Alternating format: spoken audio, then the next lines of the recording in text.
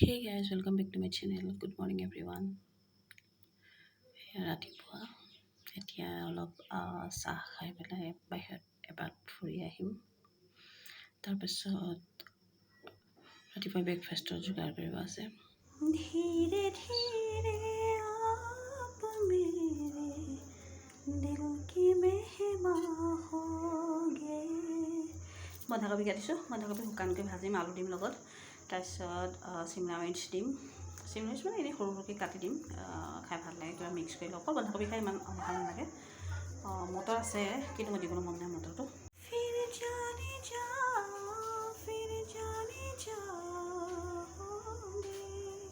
Wow, what a combination. Shimla Mirch, আলু আৰু বন্ধাকবি, মিঠাতেল। তাৰপিছত এয়া কটা পিঁয়াজ, আদা ৰচুন আৰু জলকীয়া।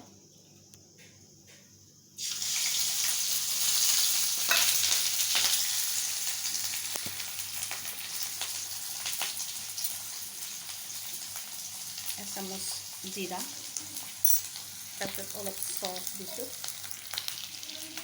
আৰু লগতে হালধিও দি দিছোঁ। কাটি লোৱা টমাটৰ এটা দিছোঁ। মছলাখিনি ভালদৰে ভাজি লৈছোঁ। তাৰপিছত অকণমান ব্ৰাউন কালাৰ আহিলে মানে ইয়াত চব্জিখিনি মই দি দিম। 1 চামুচ গৰম মছলা, মহাৰাষ্ট্ৰীয়ান গৰম মছলা, দাৰ্জিলিং সৰি 1 চামুচ কাশ্মীৰী লাল মিৰ্চ ঢালি দিছোঁ। নিমখ চব্জিখিনি অলপ ভালদৰে সিজাৰ পিছত